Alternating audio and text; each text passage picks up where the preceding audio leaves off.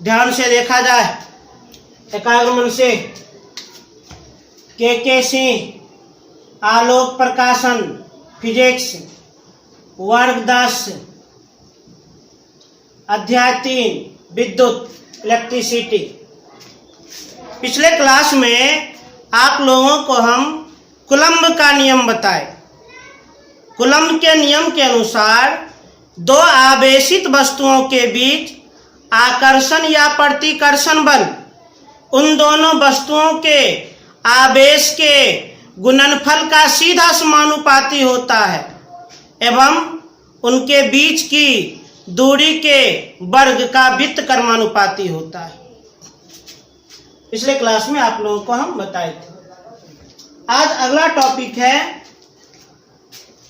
आज हम लोग ये समझने का कोशिश करेंगे आवेश की उत्पत्ति का मुख्य कारण क्या है। आवेश की उत्पत्ति का मुख्य कारण क्या है। एकदम एकाग्र मन से देखिएगा, अस्थिर मन से। आवेश की उत्पत्ति का मुख्य कारण, तो जान लीजिए, आवेश की उत्पत्ति का मुख्य कारण इलेक्ट्रॉनों का स्थानांतरण होता है। विद्युत आवेश के उत्पत्ति का मुख्य कारण इलेक्ट्रॉनों का स्थानांतरण होता है। इलेक्ट्रॉनों का स्थानांतरण। तो आवेश की उत्पत्ति का मुख्य कारण क्या है? इलेक्ट्रॉनों का स्थानांतरण। अरे किसी भी चालक तार के एक सिरे से दूसरे सिरे की ओर इलेक्ट्रॉन का लगातार प्रवाह होता है। इलेक्ट्रॉन लगातार प्रवाहित होते रहती है तो हम कहते हैं उस चालक तार में आवेश है। यदि इलेक्ट्रॉनों का स्थानांतरण नहीं हो तो हम कहेंगे उस चालक तार में आवेश नहीं है, अर्थात उसमें करंट का झटका नहीं लगेगा। तो आवेश की उत्पत्ति का मुख्य कारण इलेक्ट्रॉनों का स्थानांतरण होता है। अब एक टॉपिक से समझाते हैं। आप लोग 9th में केमिस्ट्री में पढ़े होंगे, इलेक्ट्रॉनिक विन्यास वाले चैप्टर में, कोई भी पदार्थ उदासीन होता है। कोई भी पदार्थ उदासीन होता है कहने का अर्थ उसमें जितना इलेक्ट्रॉन की संख्या होती है उतना ही प्रोटॉन की संख्या होती है। जितना इलेक्ट्रॉन उतना ही प्रोटॉन। जैसे मानकर चलिए एक पदार्थ है ए और एक पदार्थ है बी। उदासीन अवस्था में कोई भी पदार्थ उदासीन होता है, अर्थात उसमें इलेक्ट्रॉन और प्रोटॉन की संख्या बराबर होती है। तो मानकर चलिए यहां पर नाभिक में 10 गो इलेक्ट्रॉन है, 10 गो प्रोटॉन है और इलेक्ट्रॉन।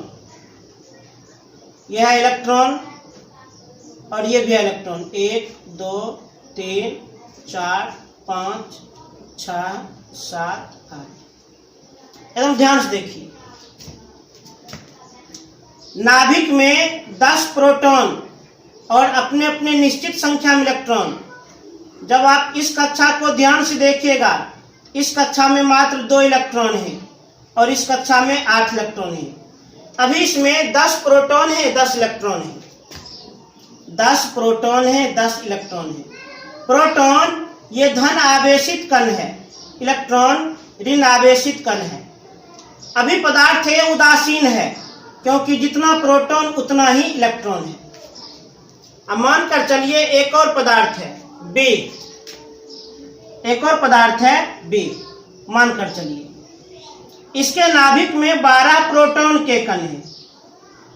अब पहला कक्षा में 2 इलेक्ट्रॉन के कण, दूसरे कक्षा में 8 इलेक्ट्रॉन के कण,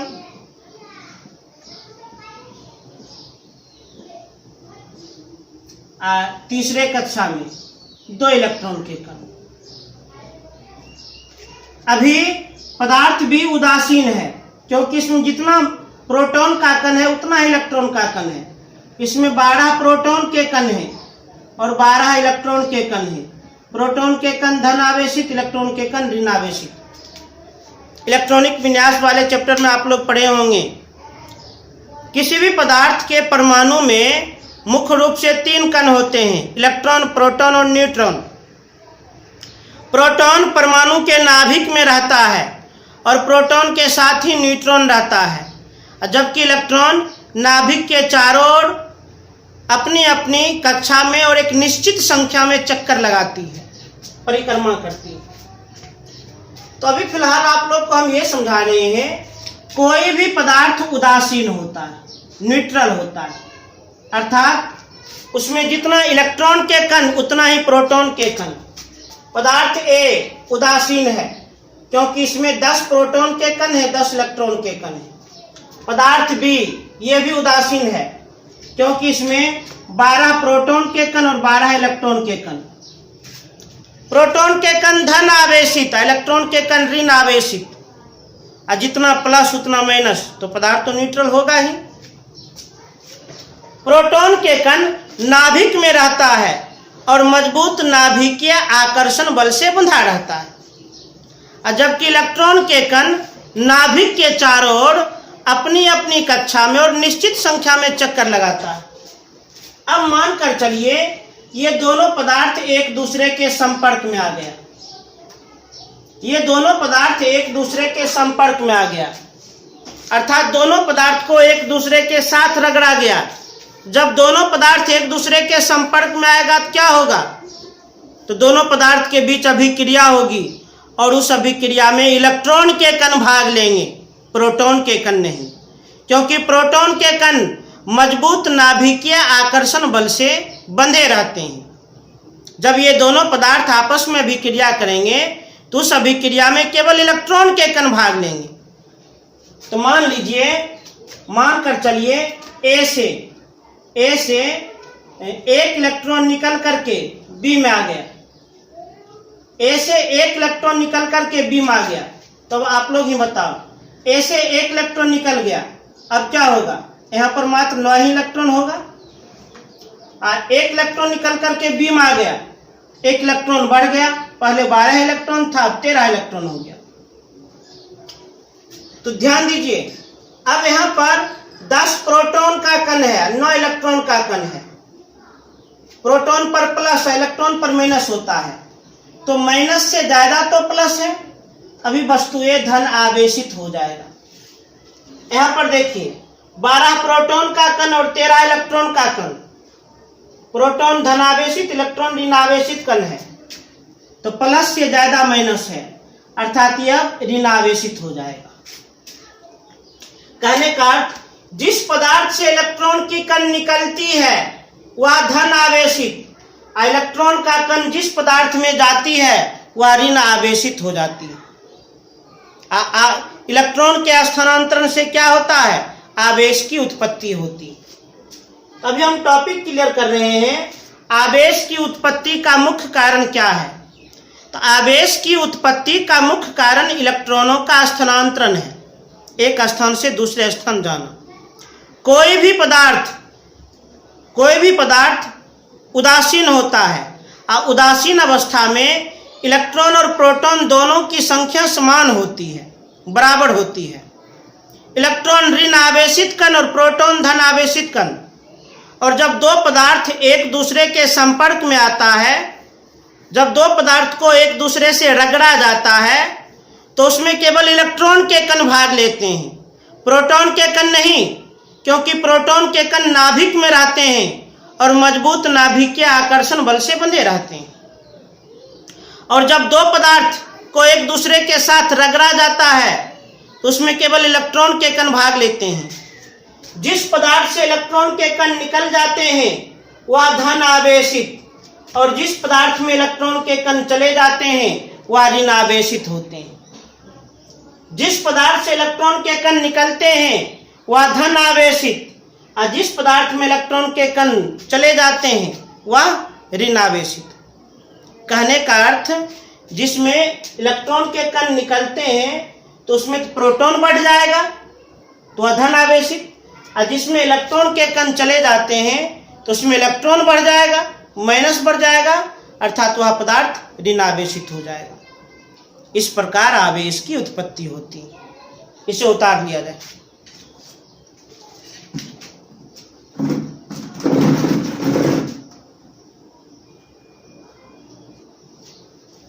तो आवेश की उत्पत्ति का मुख्य कारण बता दिए। अब अगला टॉपिक है आवेश के प्रवाह की दिशा।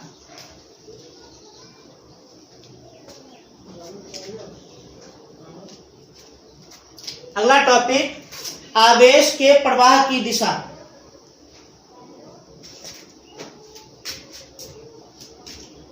विद्युत आवेश के प्रवाह की दिशा।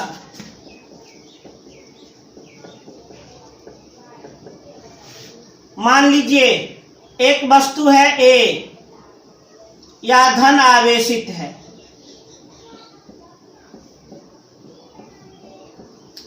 एक वस्तु है बी, यह ऋण आवेशित है। एक वस्तु ए धन आवेशित है, एक वस्तु बी ऋण आवेशित है। तो विद्युत आवेश के प्रवाह की दिशा क्या होती है?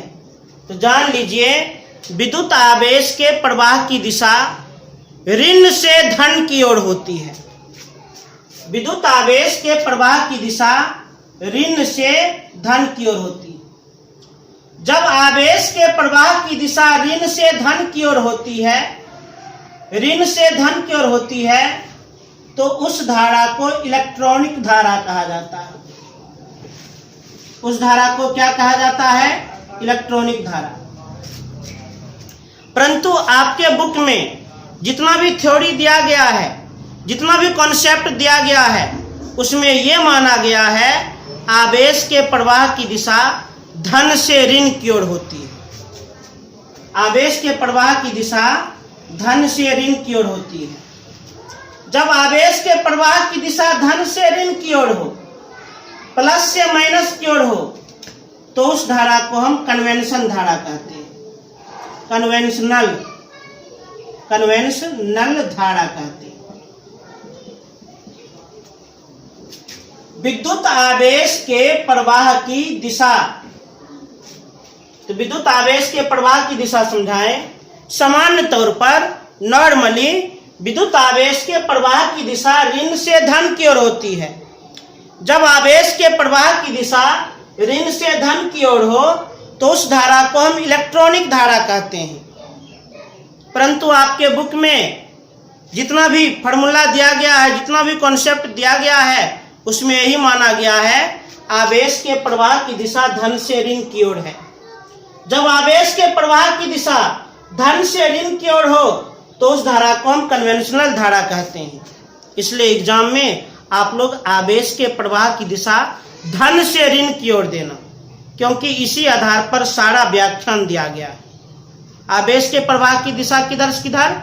धन से ऋण की ओर देना है, क्योंकि इसी नियम पर सारा व्याख्यान किया गया है। इसे उतार लें।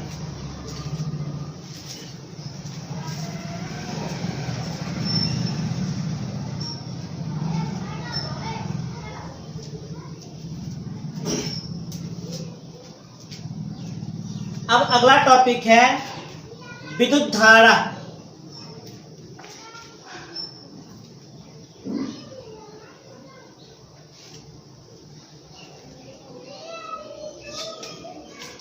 विद्युत धारा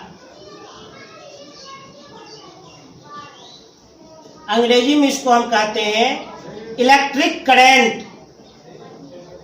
इलेक्ट्रिक करंट। विद्युत धारा को आई से सूचित किया जाता है। आई से। विद्युत धारा किसे कहते हैं? परिभाषा, आवेश के प्रवाह की दर को विद्युत धारा कहते हैं। आवेश के प्रवाह की दर को विद्युत धारा कहते हैं। सबसे पहले इसका डेफिनेशन जान लीजिए, इसका परिभाषा जान लीजिए। विद्युत धारा अंग्रेजी में इलेक्ट्रिक करंट कहते हैं। विद्युत धारा को आई से सूचित किया जाता है, कैपिटल आई से सूचित किया जाता है। विद्युत धारा का परिभाषा क्या होता है? तो विद्युत आवेश के प्रवाह की दर को विद्युत धारा कहते हैं। विद्युत धारा कहते हैं। परिभाषा हम दिए, विद्युत आवेश के प्रवाह की दर को विद्युत धारा कहते हैं। अरे मान लीजिए दो वस्तु है, एक धनावेशित और एक ऋणावेशित, दोनों को किसी चालक तार से जोड़ दिए और एक विशेष प्रकार के उचित विभवांतर वाले बैटरी से कनेक्ट कर दिए, तो उसमें विद्युत धारा प्रवाहित होने लगेगी। तो विद्युत धारा का हम परिभाषा दिए, विद्युत आवेश के प्रवाह की दर को विद्युत धारा कहते हैं। विद्युत आवेश के प्रवाह की दर को विद्युत धारा कहते हैं। अब इससे एक सूत्र निकल जाएगा, विद्युत आवेश के प्रवाह की दर का अर्थ समय से, को हम विद्युत धारा कहते हैं। विद्युत धारा को I से सूचित किया जाता है, विद्युत आवेश को Q से सूचित किया जाता है और समय को T से सूचित किया जाता है, अर्थात I बराबर Q बटा T। I बराबर Q बटा T। अब विद्युत धारा एक अदिश राशि है। विद्युत धारा क्यों अदिश राशि है? अदिश राशि किसे कहते हैं? स्केलर क्वांटिटी क्या है? तो वैसा राशि जिसमें केवल और केवल परिमाण हो परंतु दिशा नहीं हो, उसी को हम अदिश राशि कहते हैं। इसमें केवल और केवल परिमाण ही होता है। विद्युत धारा एक अदिश राशि है। अब विद्युत धारा का SI मात्रक क्या होता है, ये भी समझ लिया जाए। विद्युत धारा का SI मात्रक विद्युत आवेश और समय के SI मात्रक पर निर्भर करता है। आवेश का SI मात्रक कूलम्ब होता है, कूलम्ब, जिसे C से सूचित किया जाता है। समय का SI मात्रक सेकेंड होता है, सेकेंड, जिसे S या SEC से सूचित किया जाता है। विद्युत धारा का SI मात्रक विद्युत आवेश और समय के SI मात्रक पर निर्भर करता है। विद्युत आवेश का SI मात्रक कूलम्ब होता है, जिसे C से सूचित करते हैं। समय का SI मात्रक सेकेंड होता है, जिसे S या SEC से सूचित करते हैं। अब कूलम्ब बटे सेकेंड को हम एम्पियर कहते हैं, एम्पियर, जिसे A से सूचित किया जाता है। तो कहने का अर्थ विद्युत धारा का SI मात्रक एम्पियर होता है, एम्पियर। विद्युत धारा का SI मात्रक एम्पियर होता है। एम्पियर का अर्थ यदि कोई पूछे, एम्पियर का अर्थ कूलम्ब बटे सेकेंड। एम्पियर का अर्थ क्या होता है? कूलम्ब बटे सेकेंड होता है। एम्पियर का अर्थ कूलम्ब बटे सेकेंड होता है। अच्छा, एक एम्पियर किसे कहते हैं? एक एम्पियर किसे कहते हैं? यदि किसी चालक तार में एक सेकेंड में एक कूलम्ब आवेश प्रवाहित हो रही हो, तो उस चालक तार में प्रवाहित होने वाले धारा को एक एम्पियर कहा जाता है। यदि किसी चालक तार में एक सेकेंड में एक कूलम्ब आवेश प्रवाहित हो रही हो, तो प्रवाहित होने वाले धारा को हम एक एम्पियर कहते हैं। एक एम्पियर, एक एम्पियर का परिभाषा, यदि किसी चालक तार में एक सेकेंड में एक कूलम्ब आवेश प्रवाहित हो रहा हो, एक कूलम्ब आवेश प्रवाहित हो तो चालक में उत्पन्न धारा को, विद्युत धारा को एक एम्पियर कहते हैं। एक एम्पियर कहते हैं।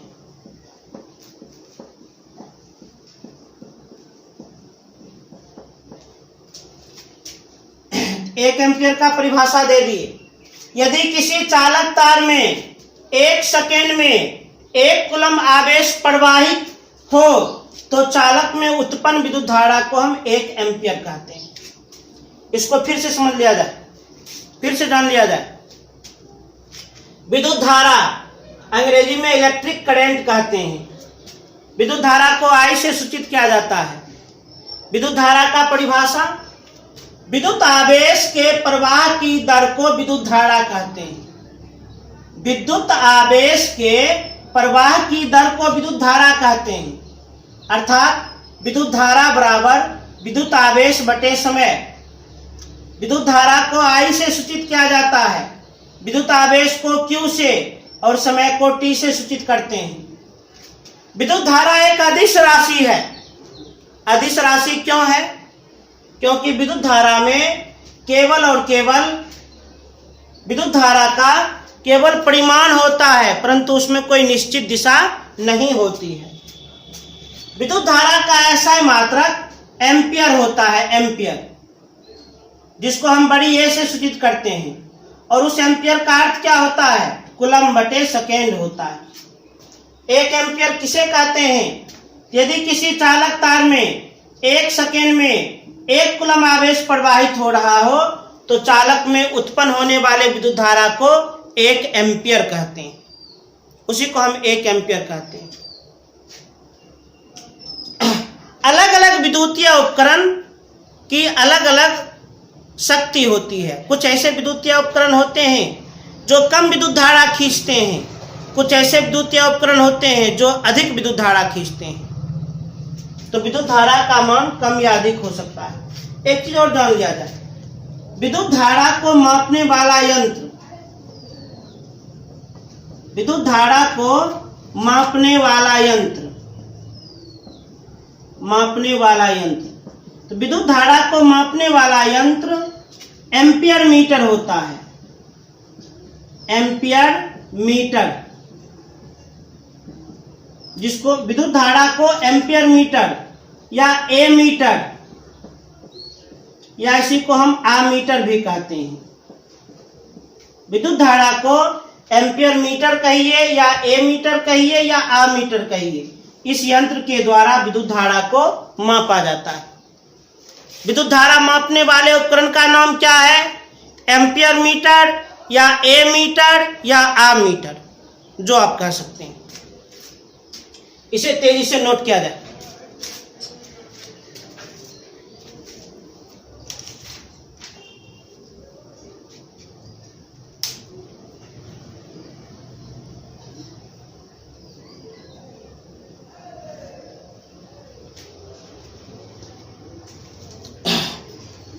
अब आगे देखिए, जब विद्युत धारा का मान कम हो उसे मिली एम्पियर या माइक्रो एम्पियर में मापते हैं। 1 मिली एम्पियर बराबर 10⁻³ एम्पियर और 1 माइक्रो एम्पियर बराबर 10⁻⁶ एम्पियर। और जब विद्युत धारा का मान अधिक हो, जब विद्युत धारा का मान अधिक हो तो उसे किलो एम्पियर या मेगा एम्पियर के द्वारा मापते हैं। 1 किलो एम्पियर बराबर 10⁻³ एम्पियर और 1 मेगा एम्पियर बराबर 10⁻⁶ एम्पियर। याद रखिएगा। जब विद्युत धारा का मान कम हो, जब विद्युत धारा का मान कम हो तो उसे मिली एम्पियर या माइक्रो एम्पियर के द्वारा मापा जाता है। 1 मिली एम्पियर बराबर 10⁻³ एम्पियर और 1 माइक्रो एम्पियर बराबर 10⁻⁶ एम्पियर। और जब विद्युत धारा का मान अधिक हो तो उसे किलो एम्पियर या मेगा एम्पियर के द्वारा मापा जाता है। 1 किलो एम्पियर बराबर 10⁻³ एम्पियर और 1 मेगा एम्पियर बराबर 10⁻⁶ एम्पियर। इसे तेज से नोट किया जाए।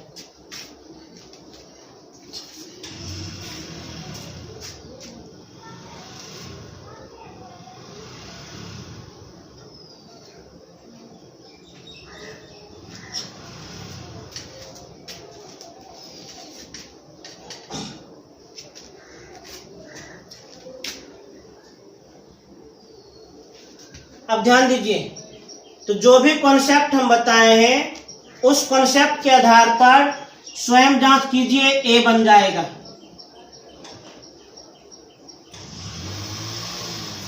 कॉन्सेप्ट के आधार पर स्वयं जांच कीजिए, ए बन जाएगा। बुक का नाम तो हम बता दिए हैं, ये देख लीजिए, इसी बुक का हम अध्ययन करवा रहे हैं। हम इसी बुक से अभी अध्ययन करवा रहे हैं। अब इसका देखिए, स्वयं जांच कीजिए, ए। स्वयं जांच कीजिए, ए।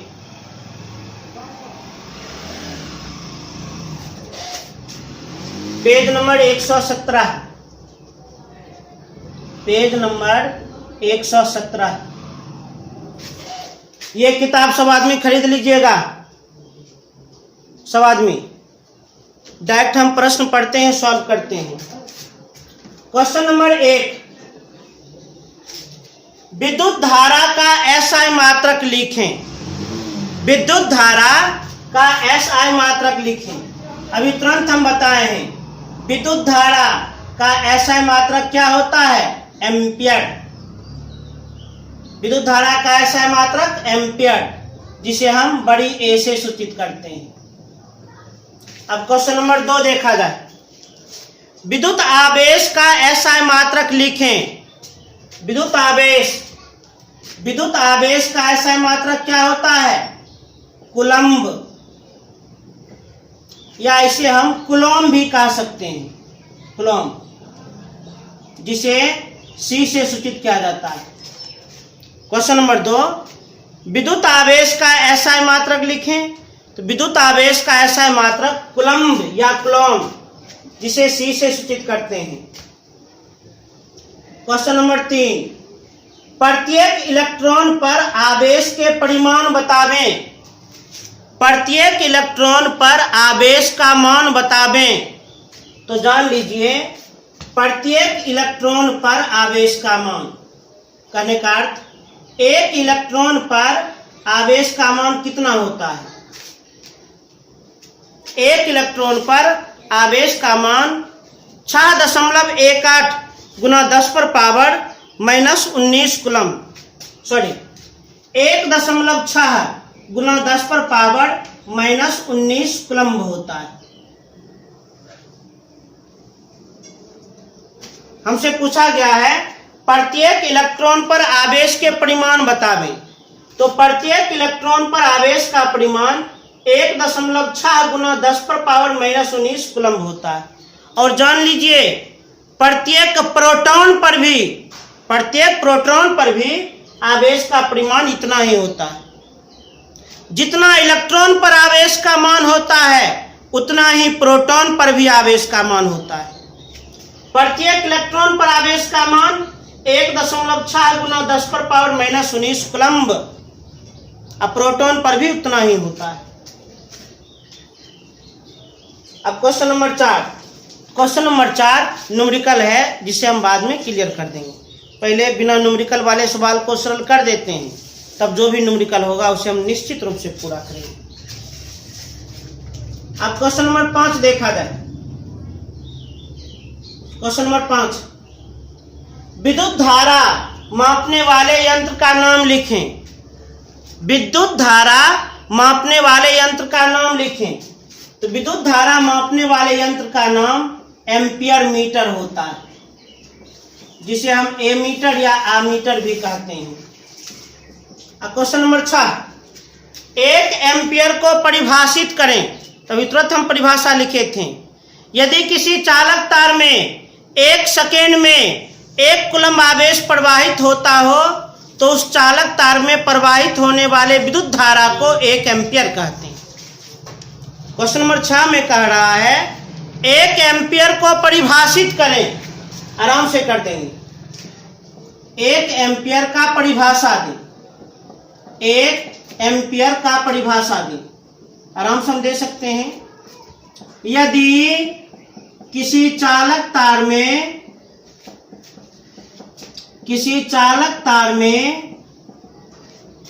1 सेकेंड में 1 कूलम्ब आवेश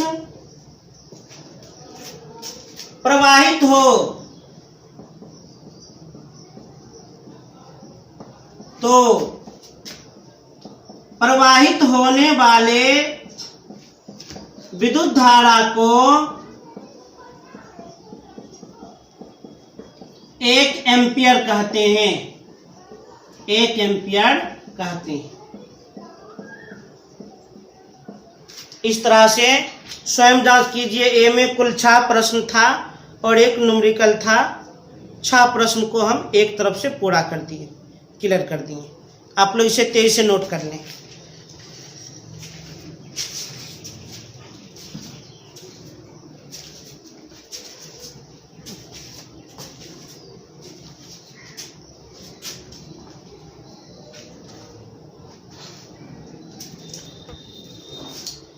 तो स्वयं जांच कीजिए। ए हम कंप्लीट कर दिए। अब कल हम इसका न्यूमेरिकल्स क्लियर करेंगे। इसका आंकिक प्रश्न हम सॉल्व करेंगे। आप लोग ध्यान से पूरा वर्क कीजिए, पूरा मेहनत कीजिए। और आज का होमवर्क, आज मुख्य रूप से हम क्या बताए हैं? तो सबसे पहले हम आवेश का स्थानांतरण, आवेश का स्थानांतरण ये क्लियर किए हैं। तो वीडियो को सुन करके आप लोग इस पर एक नोट्स तैयार कीजिएगा। उसके बाद आवेश की दिशा ये भी याद कर लीजिएगा। विद्युत आवेश की दिशा क्या होती है ये भी हम क्लियर किए हैं। उसके बाद विद्युत धारा का परिभाषा, विद्युत धारा इसका परिभाषा। उसके बाद 1 एम्पियर का परिभाषा। उसके बाद स्वयं जांच ए पूरा बना दिए। आप लोग इस 5 पॉइंट को खूब बढ़िया से याद करके लिख लीजिएगा। 5 पॉइंट को खूब बढ़िया से याद करके लिख लेना है। और ध्यान रहे, आप लोग ऑनलाइन क्लास कर रहे हैं, इसमें आपकी अधिक जिम्मेदारी है। जितना आप स्थिर मन से पढ़िएगा उतना आप फायदा में रहिएगा। आपको कोई कहने वाला नहीं मिलेगा, तो आप लोग को स्वयं जिम्मेदारी लेकर के पढ़ना पड़ेगा। वर्ग 10 में है, अच्छा से पढ़िएगा तो अच्छा रिजल्ट आपको मिलेगा। तो उम्मीद करते हैं आज का सारा टॉपिक आप लोग आसानी से समझ गए होंगे। कल हम न्यूमेरिकल चलेंगे। ये सारा होमवर्क आप लोग निश्चित रूप से पूरा कर लीजिएगा। और कल हम जो आगे बताएंगे उसके लिए पूरा तैयार रहिएगा। और फिर से हम कहना चाहते हैं, चैनल को सब्सक्राइब करें, लाइक करें और अधिक से अधिक शेयर करें, जिससे एक बहुत बड़ी संख्या में छात्रों को फायदा मिल सके। धन्यवाद।